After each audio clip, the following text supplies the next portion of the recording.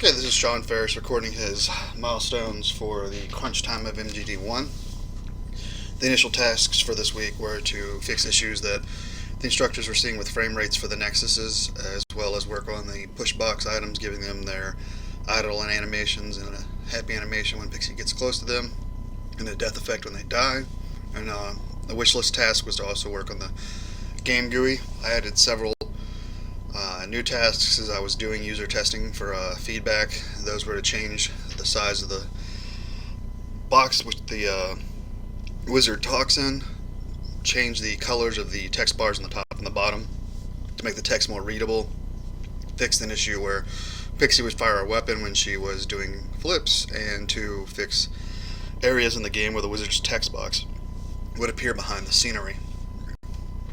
So, looking at the actual build, the first thing you can see is some of the changes I made to the main menu as part of the wish list for this week. Changed the original flashing pixels for the logo to a standard image logo, so that way it would show up better and it would actually kind of fit the theme. Went ahead and I got the new illuminated text for the first letter of the words to make it fit the feel a little better.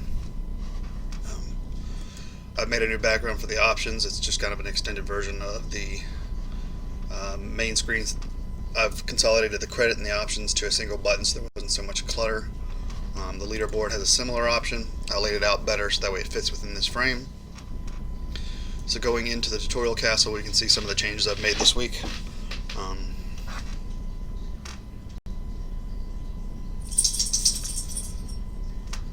Firstly, you can see the new black bars that the wizard uses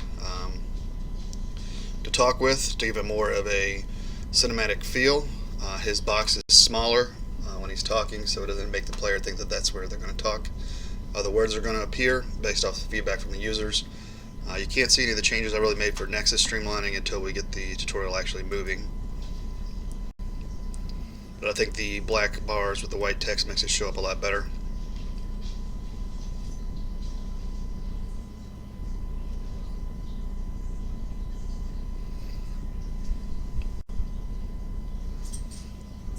So most of this is the same as the tutorial from last week in terms of play and movement.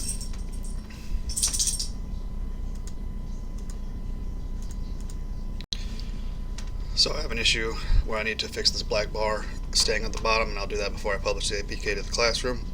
Big changes I made for frame rate issues are doing with the background and the lava. In the background, originally these pillars parallaxed, and there were about 100 of them.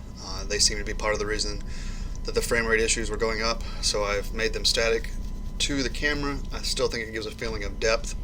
I also removed the torches from the very back pillars because they're rather small on devices and they were just adding extra frame rate issues, as well as the lava on the bottom. Originally it ran the entire length of the scene, and it was about 100 animating images, attaching them to the camera so that way they stay this whole time. Still gives the impression that there's lava at the bottom, but it keeps the frame rate a lot lower. So we'll move through. There's not a terrible lot additionally to show through these sections, so I'm going to move through them quickly. Almost every user who did the testing seemed to enjoy the concept of Pixie having the bridge dropped on her. I thought it was a funny way to introduce this respawn mechanics.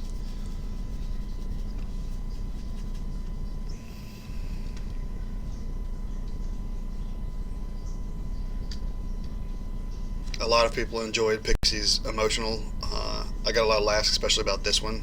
I think the extra added moving of the lance added to the emphasis of her annoyance.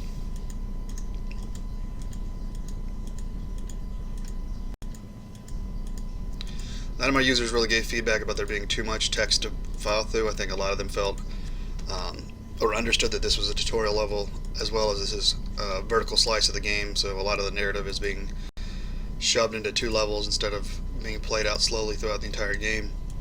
I only had 1 or 2 times where the users read the text and made a note that the physical text was a little awkward. I have those noted in my notes, so I'll make sure in the next build we kind of address the wording of those before we go to adding a voiceover for them. Almost every user also enjoyed the idea of the wizard trying to hit Pixie with the broom. Personally, I think that there's an issue here. Obviously, the Wizard's text box is appearing behind Pixie's emoticon, so I made us turn off the text box for this short event in the next build. So here we'll get to our first bug that users found. Initially, Pixie was shooting as well because I was trying to keep the system that Nick had discovered where if you hit all 3 buttons, Pixie could kind of just float shoot through the level. I haven't figured out exactly how to fix that quite yet, but it'll be a task for week 1 to fix that issue. So far you may have noticed that with the exception of being behind Pixie's emoticon, the Wizard's text box has been in front of every element in the scene that I've noticed. Coming up here in the shoot area, sometimes the Wizard's text box could get behind these blue barriers. If I move him far enough forward so that way he'll appear there, you'll see that hopefully his text box should be in front of it now when he spawns and talks. Yep. So those are really the big bugs that I found and fixed with the users.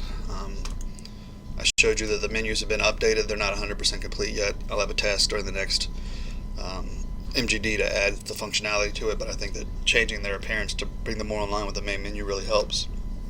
I've changed the size of the text box for the Wizard, so that way it's smaller and users won't feel like maybe they expect to read his text there. I've changed the top bars and the bottom bar, re-added that so that way you have this kind of cutscene feel. I fixed an issue with Pixie jumping and shooting, and looking back at my tasks, I need to show you the changes to the bush box and then we'll be done. So I will play all the way through. One of my users was going through these areas with a significantly different path than I had originally planned for him. It didn't break the game in any way. It kind of showed what somebody who's competent in speedrunning would do to try to make these events quicker. There was some questions asked earlier by the instructors of would there be possible paths to solve these problems more than just the ones I laid out. I assumed there would be, and having him do the testing really showed that there was, which I appreciated. So as we can see, a more competent player will be able to get through these levels quicker. So here's the issues with the changes I've done with the push box. When Pixie gets close to them, they get kind of a happy animation to show that they're excited about her being close. I got a lot of feedback from users about this specific area not being clear, maybe because the Wizard has held Pixie's hand so much up until this point. So I'd like to discuss with the instructors whether they think an additional set of events for the Wizard to pop up and kind of explain how to use these boxes, or as some users suggested, leaving the boxes where they are, but bringing, for example, this button more far forward so that way it kind of shows on this screen with the second box, so they can kind of say, okay, there's a button up ahead, I maybe need to push the box into it. I think that's probably the route I'm going to go. Some suggestions about having a sign for pushing the box, because that's how users have kind of been fed initially. I'll make these updates in week 1 in a task I have planned for updating all the changes to the tutorial level based off of user feedback. But I want to show what happens when a box gets hit. We've kind of got an effect like particles coming out, he gets a death face, and then he'll respawn where he's supposed to be. So those are the basic changes. For this week, looking at the list again, I showed or discussed what I did to change the frame rates with the Nexus. Nick was a big help. We probably spent about a better half of an entire day emailing back and forth with me, updating prototypes, and having him test them until he got a good frame rate. He was very helpful with that, and so was the assignment for setting up a frame rate tracker. Initially, I had a really good frame rate on the Shield without any problem, but he was getting around fluctuating between 30 and 60 frames. We were able to get him over that with these new changes without any problems. I showed you the animations that I've added to the push box, giving it a happy face when Pixie's close. It has kind of a sleeping face when she's not near it. Then it exclaims, and there's some particle effect to imply that it's being cut. For the game menu, I showed you that I changed the backgrounds, added the new logo, added the illuminated letters to kind of show how that's going to go. I changed the credits and options to be one screen, since they were kind of two fairly empty screens taking up a lot of space, and it made one redundant button go away. I also updated the background and fixed the layout for the user board. I'm going to have a task during MGD1 to physically get the programming behind the leaderboard working, so that way users can kind of save their speeds.